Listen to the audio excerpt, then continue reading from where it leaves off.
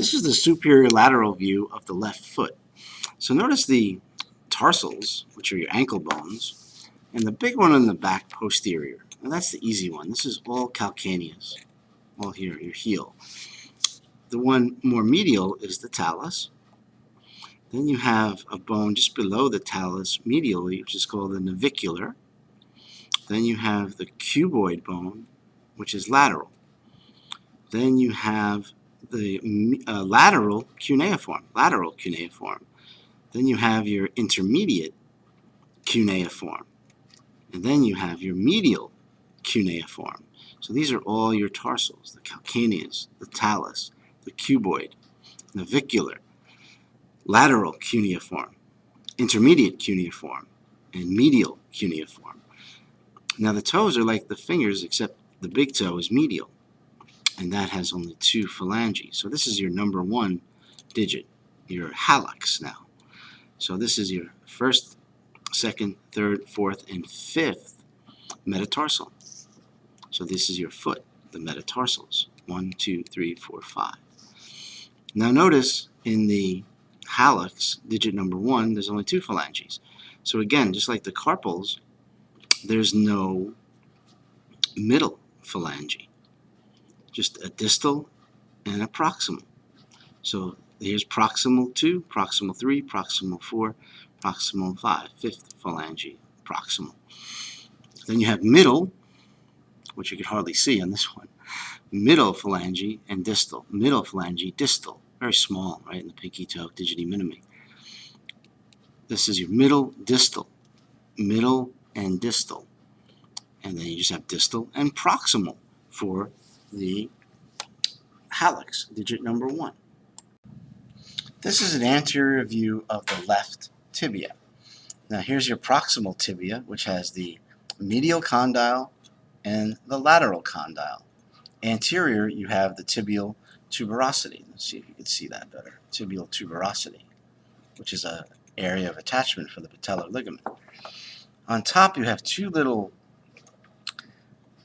kind of twin peaks called the intercondylar eminence. And they're going to be points of attachment for the cruciate ligaments. Now, distal tibia, you have this large process called the medial malleolus, because the tibia is the medial bone in the lower leg. The fibula is lateral.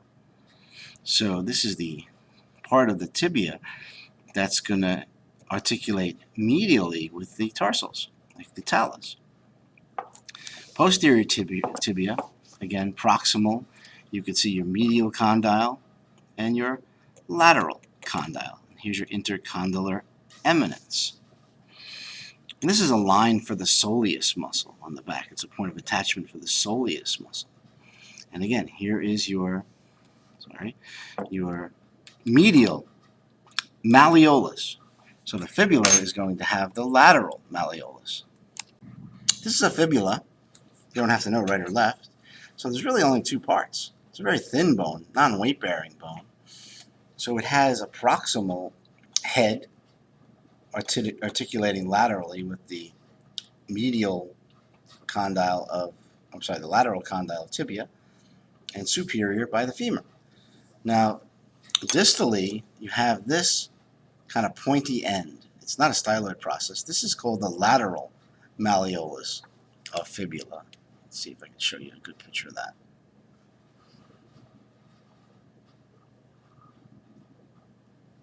If you can get the idea right here. And this would be your lateral ankle bone, going into your tarsals, of course. This is your anterior femur, and this one happens to be your left femur. And here's the femur head. It's going to articulate with the acetabulum of the os coxa. And the femur head has a little dimple on top called the fovea capitis, which is a site of attachment for the teres, or the ligamentum teres, to the acetabulum. This is the neck of the femur. This is the greater trochanter, which is lateral. The lesser trochanter is medial on the proximal. Then you have the shaft of the femur. It's a long bone, the longest bone in your body. And then you have the anterior surface, which is called the patellar surface. It's So the patella will glide through that in extension and flexion of the knee. Then you have these little things called lateral epicondyle and medial epicondyle. But the big parts are called condyles, your medial condyle and your lateral condyle. Posterior distal, you can see the condyles a little bit better. Your medial condyle and your lateral condyle. And this is the intercondylar fossa. And I don't know if you can see it with this light, but there is a groove, not a groove, but an elevation, posterior femur called the linea aspera.